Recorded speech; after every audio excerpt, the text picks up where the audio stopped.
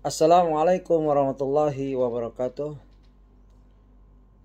Alhamdulillah wassalatu wassalamu ala Rasulillah wa ala alihi wa ashabihi wa man wala wala hawla wala quwwata illa billah wa asyhadu an la ilaha illallah wa la syarikalah wa asyhadu anna Muhammadan abduhu wa rasuluh. Ya ayyuhalladzina amanu taqullaha haqqa tuqatih wa la tamutunna illa wa antum muslimun. Amma ba'd. Saudara-saudaraku sekalian,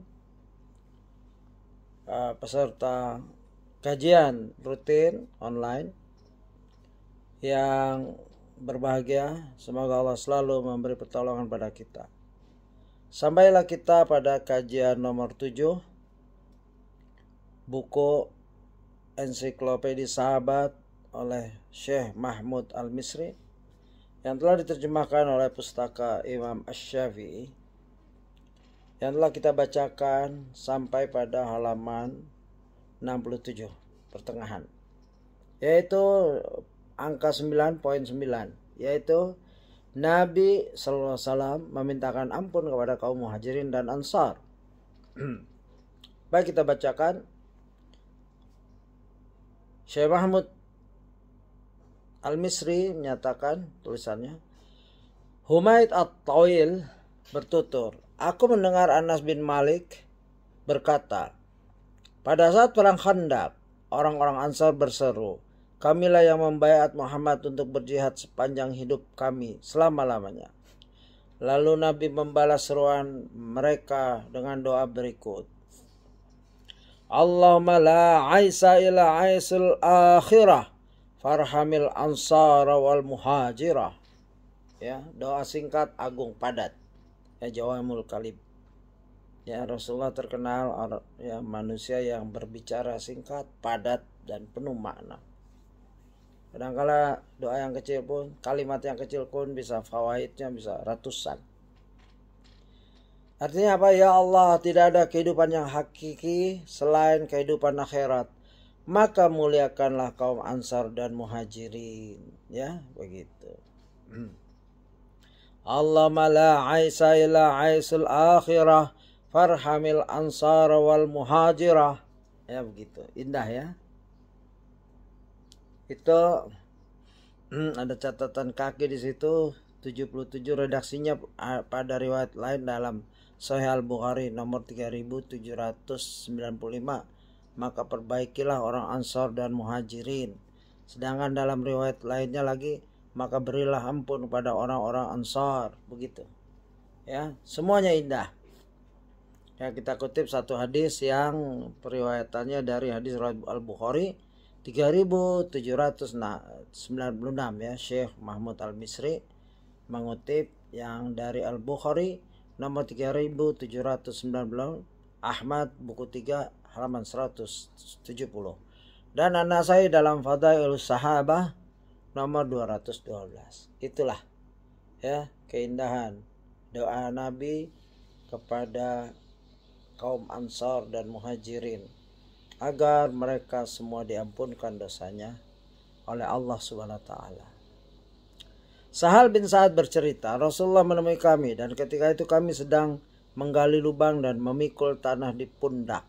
Lalu beliau bersabda, Allahumma la aisha ila aisul akhirah faghfir lil muhajirin wal ansar.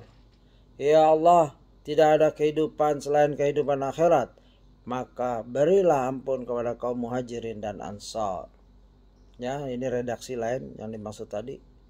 Ini dalam hadis riwayat Bukhari 3797, Muslim 1804, dan An-Nasai dalam Fadailul Sahabah nomor 207. 11. Penolong kaum Ansar adalah Allah dan Rasulnya. Ya. Abu Ayyub mengutarakan sabda Rasulullah sallallahu alaihi wasallam, Al-Ansaru wa muzayyinatu wa juhayyinatu wa ghifaru wa asja'u wa man kana min bani abdillah mawaliya dunan nas wallahu wa rasuluhu maulahum. Ansar, Muzayyina, Juhaina, Ghifar, Asja, dan siapa saja yang berasal dari Bani Abdullah adalah para penolongku, bukan yang lainnya. Sungguh Allah dan Rasulnya adalah penolong mereka. Begitu. Ini hadis riwayat Muslim nomor 2511 dan At-Tirmidzi 3940, dan At-Tirmidzi berkata hadisnya hasan sahih. Ya, gitu. Sebelumnya ada hadis yaitu orang-orang Ansar ibarat harta peninggalan Nabi. Ya, sebelum 11 kita 10 tadi 9 10. 10-nya adalah orang-orang Ansar ibarat harta peninggalan Nabi. Nabi bersabda, likulli nabiyyu tirkatun wa dai'ah wa inna tirkati wa dai'atil ansar fahfazuni fihim. Setiap nabi mempunyai harta peninggalan dan titipan. Adapun harta peninggalan dan titipanku adalah orang-orang Ansar, maka jagalah titipanku dengan menghormati mereka. Ini hadis riwayat Tabrani, At-Tabrani dalam Al-Mu'jam Al-Awsat dari Anas bin Malik. Al-Albani menghasankan dalam Sahihul Jami 5173. Ya, baru nomor 11, penolong kaum Ansar adalah Allah dan Rasulnya, yang tadi hadis kita bacakan lebih dahulu. Ada catatan di sini untukmu. Umatku ini adalah umat yang dikasihi. Mereka tidak akan diazab di akhirat, akan tapi azab mereka di dunia yang berupa fitnah-fitnah, gempa, pembunuhan, serta musibah. Al-Hadis. Begitu. Ke-12, seandainya bukan karena hijrah, niscaya aku sudah menjadi orang Ansar. Ya. Sabda Nabi SAW, Al-Ansaru syi'ar wan nasu dithar. Walau anna nastaqbalu wadiyan aw syi'ban wastaqbalat al-ansaru wadiyan. Tasalaktu wadiyal ansari walau lal hijratu lakuntu imra'an minal ansar. Ya. Orang-orang Ansar laksana pakaian bagian dalam, sedangkan yang lain adalah pakaian yang bagian luar.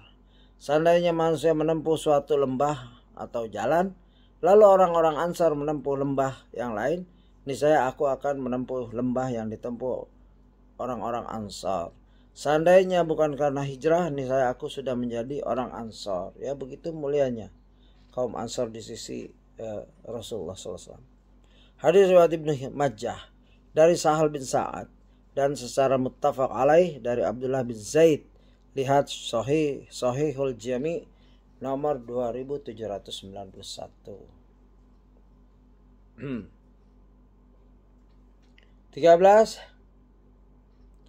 Peristiwa bersejarah kaum Ansar dan Muhajirin. Peristiwa bersejarah kaum Ansar dan Muhajirin. Kaum Ansar telah mencatat banyak peristiwa bersejarah.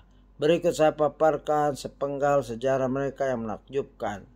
Ya, karena berisikan sikap-sikap terpuji dan patut diteladani dalam menghadapi berbagai peristiwa penting yang dialami kaum muslimin. Sikap kaum Ansar pada Baiat Aqabah kedua.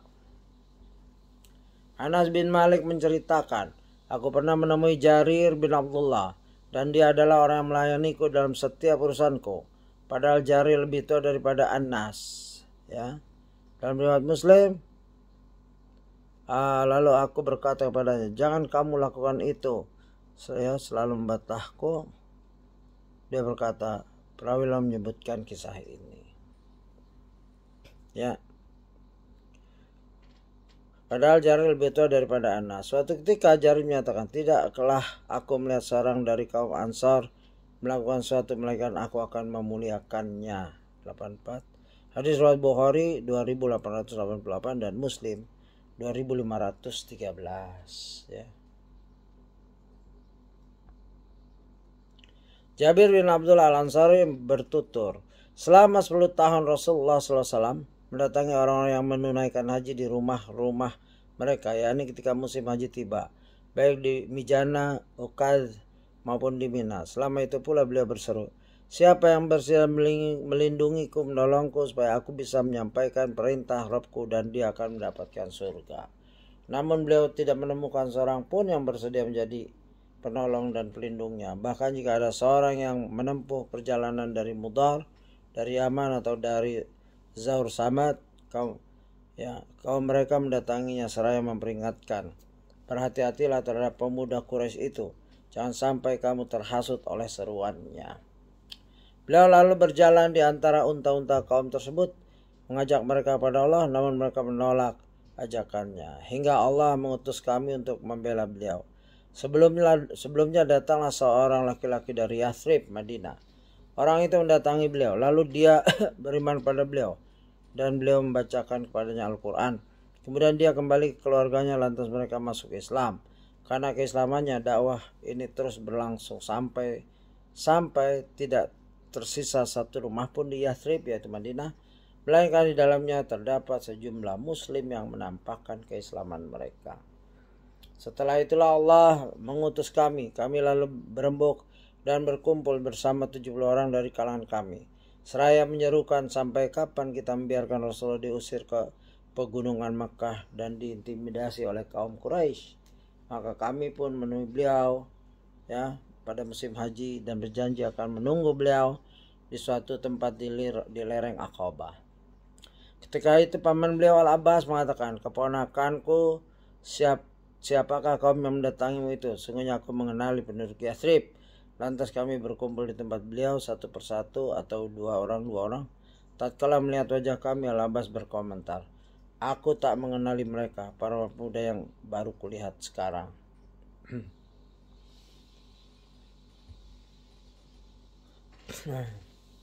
Kami pun bertanya, wahai Rasulullah, untuk apakah kami berbaiat kepada engkau? Kalian berbaiat untuk selalu mendengarkan dan mentaati seruanku, baik ketika bersemangat maupun malas, untuk bersedekah baik dalam keadaan lapang atau sulit, untuk mengajak orang-orang kepada kebaikan serta mencegah dari kemungkaran, juga untuk menyatakan kebenaran karena Allah serta tidak terpengaruh oleh celaan orang yang banyak, dan hendaknya kalian memberikan pertolongan jika aku mendatangi Madinah. Hendaknya pula kalian membelaku sebagaimana membela diri, istri, serta anak sendiri. Sebagai ganti semua itu, kalian akan mendapatkan surga, jawab beliau. Maka kami berwayat kepada beliau. As'ad bin Zurarah memegang tangan beliau, usianya paling muda di antara kami, yang saat itu berjumlah 70 orang. Seraya berkata, tunggu sebentar, wahai penduduk Yathrib, kita tidak mendatangi laki-laki ini dengan susah payah tanpa mengetahui secara pasti bahwa dia adalah Rasulullah. Meluarkan dia saat ini dari Mekah berarti memisahkan dirinya dari seluruh bangsa Arab. Juga berarti membunuh orang-orang yang terkemuka di antara kalian. Atau dengan kata lain, kalian akan menghadapi peperangan. Jika kalian memilih untuk bersabar melawan pedang yang dapat menyayat tubuh, lebih memilih orang-orang tadi terbunuh dan terkucilkan dari bangsa Arab, maka silakan kalian mengikuti orang ini, dan pahala kalian di sisi Allah. Tapi jika kalian takut atas keselamatan diri sendiri, maka tinggalkanlah dia, dan yang demikian itu sangat layak untuk dimaafkan oleh Allah. Sesudah mendengarkan pendapat As'ad, kaum Ansar lainnya berseru, hai As'ad bin Zurarah, singkirkanlah tanganmu yang menghalangi tangan kami. Demi Allah, kami tidak akan meninggalkan atau membatalkan baiat ini. Kemudian kami berwait kepada beliau satu persatu. Ketika itu beliau membaiat kami dengan persetujuan Al-Abbas, dan beliau menjanjikan surga untuk kami dengan baiat tersebut. Yang hadis riwayat Ahmad, buku 3 339, disahihkan oleh Albani dalam Takhrij Fiqhus Sirah karya Al-Ghazali.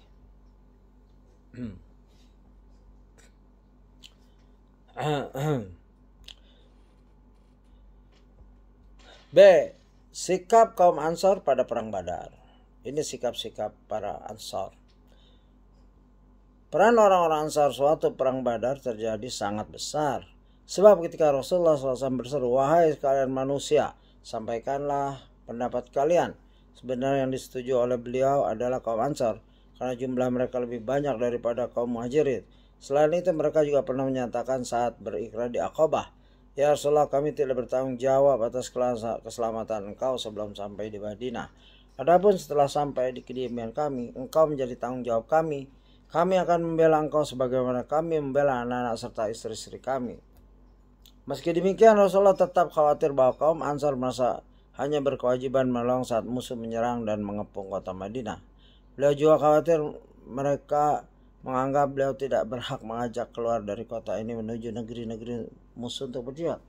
Ketika Rasulullah mengungkapkan kekhawatiran tersebut, Sa'ad bin Mu'az menegaskan, "Demi Allah, wahai Rasulullah, tampaknya engkau menginginkan jawaban kami terhadapnya." "Tentu saja," jawab beliau. "Kami beriman kepada engkau dan kami membenarkan risalahnya. Kami bersaksi bahwasanya apa yang engkau bawa adalah kebenaran, serta kami memberikan janji dan ikrar kami terhadapnya. Maka itu tetapkanlah, wahai Rasulullah, apa saja yang engkau inginkan, karena kami akan selalu tunduk. Demi Allah yang mengutus engkau dengan kebenaran. Jika saja engkau memerintahkan kami turut menyelami lautan ini, niscaya kami akan menyelam bersama engkau. Tidak akan ada seorang pun dari kami yang tidak ikut serta. Kami sama sekali tidak enggan bertemu dengan musuh besok, karena kami sudah terbiasa bersabar dalam menghadapi peperangan dan bersikap satria di dalamnya. Mudah-mudahan Allah memperlihatkan dari kami apa-apa yang dapat membuat engkau ridho. Karena itulah berangkatlah bersama kami dengan iringan keberkahannya." Tegasnya, inilah jiwa seorang pemimpin Ansor. Ya, tegas ya, dan dapat memberi nyaman hati Rasulullah SAW. Ya, ini pahala yang besar, memberi kebahagiaan pada Rasul yang dia cintai, yang mereka cintai, yang kita cintai. Ya, begitu. Mendengar pernyataan saat tersebut, Rasulullah senang sekali. Maka beliau pun bersemangat kembali dan menyerukan, "Berangkatlah kalian dan bergembiralah, karena Allah telah menjanjikan kepadaku kemenangan dari salah satu di antara dua kelompok, yaitu kaum musyrikin. Demi Allah, salah saat ini aku melihat tempat-tempat tewasnya kaum itu." Ya, bahkan Rasulullah dikasih nubuah. Ya, maksudnya kafilah dagang Abu Sufyan atau kelompok pasukan pimpinan Utbah bin Rabi'ah dan Abu Jahal. Ya, demikian naskah yang dicantumkan oleh Ibnu Syam tanpa sanad, namun boleh jadi dia menyandarkan sanadnya pada awal kisah perang ini. Wallahu alam. Ibnu Katsir juga menyebutkan kisah serupa dalam tafsirnya buku 3 halaman 72, dan dia menisbatkan kepada Ibnu Mardawih dari jalur Muhammad bin Amr bin Alqamah bin Waqqas al-Laythi dari ayahnya, dari kakeknya, serta secara mursal. Ibnu Hajar menisbatkannya dalam Fathul Bari buku 7 halaman 336 dari jalur mursal Alqamah bin Waqqas dari Ibnu Syaibah. Hadis ini mempunyai sejumlah penguat, diantaranya yang diriwayatkan oleh Al-Bukhari dari Abdullah bin Mas'ud buku 7 3952. Demikian kutipan dari Syekh Al-Misri. Itu footnote 87. Oke, catatan kaki 87. C. Sikap kaum Ansor pada perang Hunain. Ini sikap-sikap kaum Ansor, kisah-kisah. Abu Sa'id Al-Khudri menuturkan, ketika Rasulullah memberikan suatu kepada kaum Quraisy dan kabilah-kabilah Arab, sementara tidak seorang Ansar pun yang beliau berikan, dalam hati orang-orang ini pun terbersit kejanggalan, hingga tersebarlah desas-desus di kalangan mereka. Bahkan salah seorang dari mereka mengatakan, "Demi Allah, Rasulullah memprioritaskan kaumnya." Lantas Sa'ad bin Ubadah menemui beliau dan mengadu, "Wahai Rasulullah, kaum Ansar merasakan kejanggalan mengenai harta faid yang kau dapatkan, karena itu hanya dibagi kepada kaum kau, dan banyak pula yang engkau berikan kepada kabilah-kabilah Arab, sedangkan tidak ada yang diberikan kepada orang Ansar." Mendengar pengaduan tersebut, beliau bersabda, "Lalu bagaimana denganmu, hai Sa'ad?" Ya, ini ada catatnya, maksudnya bagaimana pendapatmu terhadap pembagianku? Ya, "Wahai Rasulullah, aku hanya salah seorang dari kaumku," jawab sahabat Ansar ini. Kalau begitu kumpulkanlah kaummu di kebun ini, perintah beliau kepadanya. Saat pun segera kembali dan mengumpulkan kaum Ansor di tempat yang dimaksudkan. Seorang dari kaum Muhajirin ikut datang, akan tapi tidak lama kemudian dia meninggalkan mereka. Mereka masuk ke tempat yang telah ditentukan itu. Sekelompok orang dari kaum lainnya datang bersama mereka, namun dilarang untuk tetap tinggal di situ.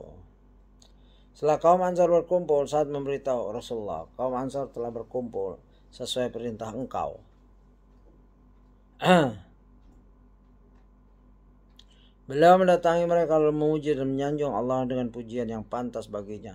Kemudian bersabda, wahai sekalian kaum Ansar, desas-desus apakah yang sampai ke telingaku dari kalian? Kegajilan apa yang kalian temukan dalam hati? Bukankah dahulu aku datang kemari tatkala kalian masih tersesat, lalu Allah memberi petunjuk pada kalian melaluiku? Bukankah sebelumnya keadaan kalian miskin sebelum Allah membuat kalian kaya? Bukankah kalian saling bermusuhan lantas Allah menyatukan hati kalian? Memang benar wahai Rasulullah, Allah dan Rasulnya adalah pemberi karunia sejati dan yang paling utama saat mereka. Bersediakah kalian memenuhi ajakanku hai kaum Ansor? Seru beliau kepada mereka. Dengan apa kami memenuhi ajakan kau wahai Rasulullah? Bagi Allah dan Rasulnya segala karunia dan pemberian. Mereka lalu balik bertanya. Beliau pun menjawab, demi Allah, apabila kalian menghendaki, maka kalian bisa mengatakan apa saja, dan perkataan kalian itu akan dibenarkan. Kalian akan dibenarkan jika mengatakan, engkau datang pada kami dalam keadaan didustai, diabaikan, lalu kami menolong engkau. Kala itu engkau dalam keadaan terusir, dan kamilah yang melindungi engkau. Dalam keadaan miskin pula kami yang menghibur engkau.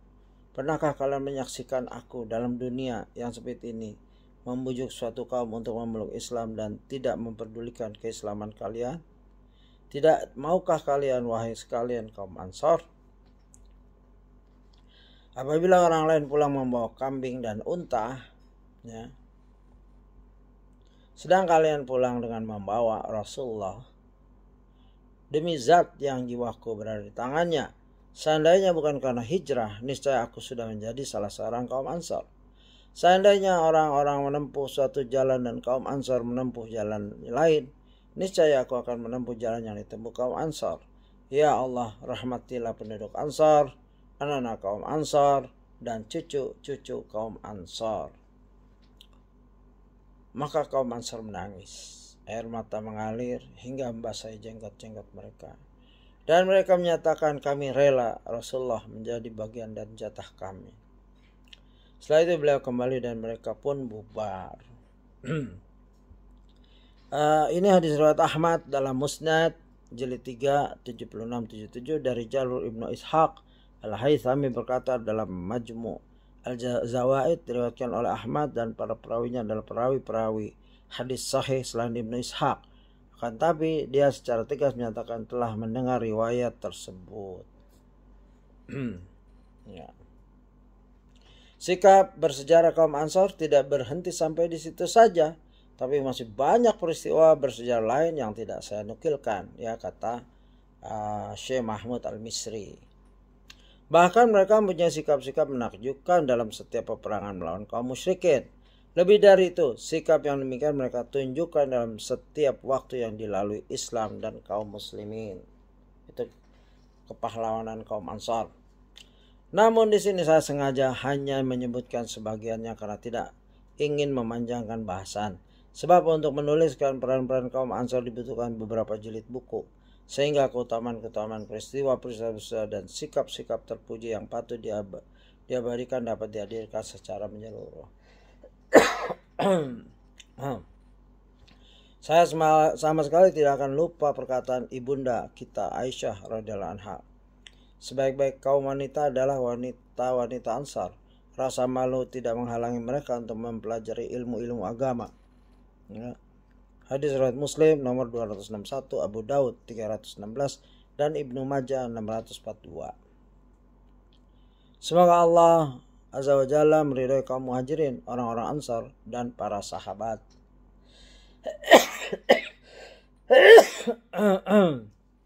Dari sini ada catatan kaki. Sebagian subjudul dalam bahasan keutamaan orang Ansar saya ambil dari Fadailus Sahabah karya Mustafa Al-Adawi. Ya.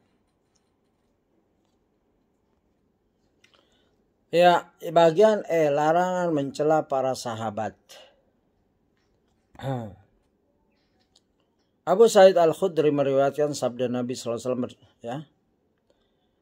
Berikut, la tasubbu ashabi falau anna ahadakum anfaqa mithla Uhudin zahaban ma balagha muddan ahadihim wala nasifahu. Janganlah kalian mencela para sahabatku, karena seandainya salah seorang dari kalian bersedekah dengan emas seberat gunung Uhud, sungguhnya sedekahnya itu tidak akan menandingi satu mud. Satu mud yaitu istilah mud seperti tercantum dalam lisanul Arab, berarti mud adalah satuan takaran seberat 1/4 sa'. Jumlah tersebut merupakan ukuran takaran mud pada zaman Nabi. Lalu Ibnu Manzur menyebutkan pendapat-pendapat yang lain. Ada yang berpendapat bahwa pada dasarnya ukuran satu mud bisa diukur oleh seorang dengan membentangkan dua tangan lalu memenuhi kedua telapak tangannya dengan makanan seperti gini. Itu. Mengutip perkataan Al-Baydawi, Ibnu Hajar berkata Fathul Bari 7:34. Hadis ini menunjukkan bahwa siapa saja dari kalian tidak akan mendapatkan pahala dan keutamaan meskipun bersedekah dengan emas seberat gunung Uhud, sebagaimana didapatkan oleh seorang sahabat yang bersedekah dengan 1,5 mud makanan. Perbedaan ini mengindikasikan pemberi sedekah yang lebih utama dikarenakan keikhlasan yang lebih banyak serta niat yang jujur. Faktor yang menyebabkan adanya pengutamaan salah satu pelaku amal di sini adalah begitu sulitnya kondisi dialami para sahabat disebabkan kebutuhan yang mendesak. Beliau mengisyaratkan hal itu dengan menyebut prioritas mereka dengan sebab sedekah pada prioritas dengan sebab perang, sebagaimana dalam ayat man afaqa min qablil fatahi wa qatala. Orang-orang yang menginfakkan hartanya di jalan Allah di antara kamu adalah dan berperang sebelum penaklukan Mekah. Al-Hadid 57 ayat 10. Dalam ayat ini terdapat isyarat kepada kondisi sebab tersebut karena pengaruh bersedekah dan berjihad sebelum pembebasan kota Mekah sangat besar jika dilihat dari aspek besarnya kebutuhan akan hal itu dan sedikitnya orang yang memperhatikannya. Berbeda dengan sedekah setelahnya karena kaum muslimin sudah banyak dan orang-orang pun masuk Islam dengan berbondong-bondong sehingga ini tidak seperti kondisi yang kami jelaskan tadi. Wallahu a'lam. Jadi ini penjelasan hadis catatan kaki agak panjang, yaitu janganlah kalian mencela para sahabatku karena seandainya salah seorang dari kalian bersedekah dengan emas seberat gunung Uhud, sungguhnya sedekahnya itu tidak akan menandingi satu mud. Ya, kita sedekah segunung Uhud emas, mereka cuma segini aja atau separuh atau segini saja, nggak akan sama, masih beratan mereka begitu. Ya sekitar 675 gram ya, menandingi satu mutus 600 ya, bahkan tidak juga setengahnya ya, 300 ya sekian 385 lah begitu gram begitu ya. Itu kemuliaan sahabat Nabi. Lalu hadis tersebut dikeluarkan oleh hadis riwayat Bukhari 3673 dari Abu Sa'id Al-Khudri dalam sabda beliau, setengahnya. At-Tirmidzi berkata maksudnya adalah setengah mud. Adapun hukum bagi orang yang mencela para sahabat Nabi akan saya kutipkan beberapa pernyataan para ulama ya, seperti terlihat jelas dalam paragraf berikut. An-Nawawi berkata, Syarah Muslim 5 halaman 400, ketahuilah bahwa mencela para sahabat merupakan perbuatan keji yang diharamkan, baik sahabat yang terlibat perseteruan antar mereka maupun yang tidak terlibat. Sebab peperangan yang terjadi antara mereka berdasarkan ijtihad dan takwil. Kami telah menjelaskan pada awal kitab syarah ini, yakni dalam bahasan tentang keutamaan para sahabat Nabi. Al-Qadim menyatakan mencela salah seorang sahabat termasuk dalam kategori dosa besar. Kami sependapat dengan jumhur ulama terkait masalah ini, bahwasanya orang yang mencela sahabat dihukum takzir sesuai kebijakan ulil amri dan tidak boleh dibunuh. Adapun sebagian pengikut Malik mereka berpendapat bahwa dia dibunuh.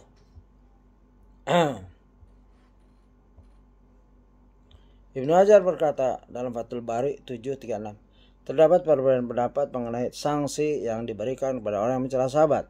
Iyad menerangkan jumhur ulama mengharuskan hukuman takzir, sebagian Malikiyah mengharuskan hukuman mati.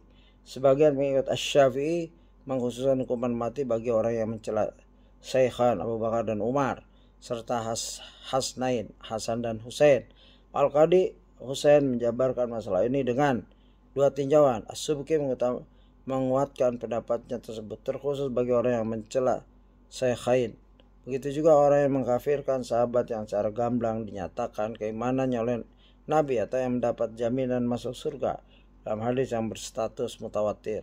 Karena pengingkaran ini jelas-jelas termasuk mendustakan Rasulullah SAW. Itu masalah nilai sahabat dalam bersedekah dan kemuliaan, ya, menjaga kehormatan para sahabat radhiyallahu anhum. Abdullah bin Mughaffal mengemukakan bahwasanya Nabi sallallahu alaihi wasallam bersabda, Allah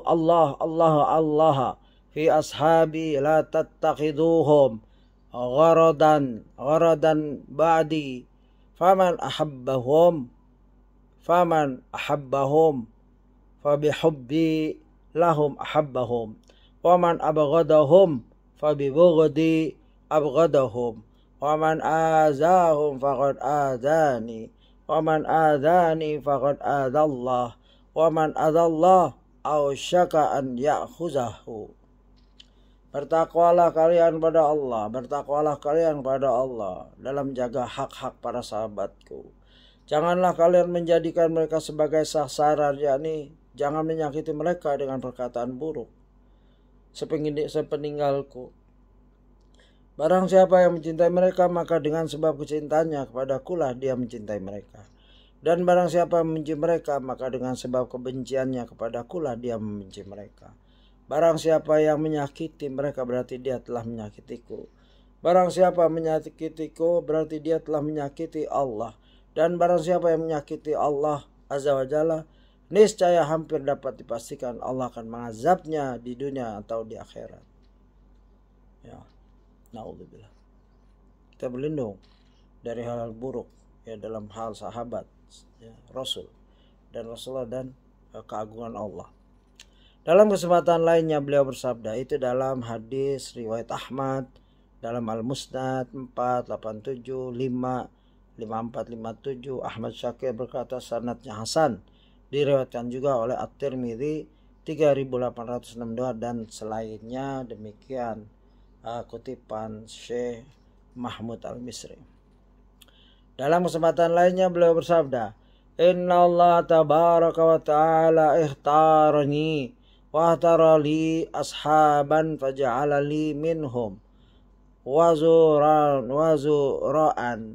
wa ansaran wa asharan faman sabbahum fa alaihi la'anatullah wal malaikati wan nasi ajma'in la yuqbalu minhu yaumal qiyamati sarfun wala adlun.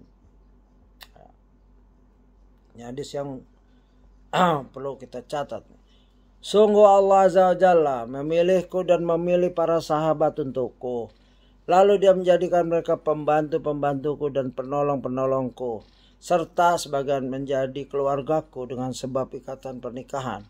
Barang siapa yang mencela mereka, maka baginya laknat Allah, para malaikat dan seluruh manusia. Ya, tak akan diterima amalan yang wajib maupun yang sunnah darinya. Kita lihat di sini gimana periwayatannya. Hadis riwayat Al-Hakim buku 3 632 dan dia berkata sanadnya sahih. Pernyataan ini disetujui oleh Az-Zahabi. Ya. Imam Az-Zahabi menjelaskan, yang mengetahui keutamaan para sahabat hanyalah orang yang memahami keadaan sejarah hidup dan jasa-jasa mereka pada Rasulullah, baik semasa hidup maupun setelah wafat beliau. Sungguh mereka berlomba-lomba, ya, menuju keimanan, berjihad, melawan orang-orang kafir. menyebarkan agama Islam, menampakkan syiar Islam, meninggikan kalimat Allah dan Rasulnya, serta mengajarkan hal-hal yang diwajibkan dan disunahkan menurut Islam. Seandainya bukan karena mereka, ajaran agama ini tidak akan sampai kepada kita, ya, baik pokok maupun cabangnya. Kita pun tidak akan tahu mana amal-amal yang diwajibkan dan mana yang disunahkan. Demikian nanti kita ulang di halaman 78 ini karena penting, ya, sehingga sempurna kepahaman kita atau maksimal kepahaman kita tentang para sahabat. Wallahu a'lam. Subhanakallahumma bihamdika asyhadu an la ilaha illa anta astaghfiruka wa atubu ilaik. Assalamualaikum warahmatullahi wabarakatuh.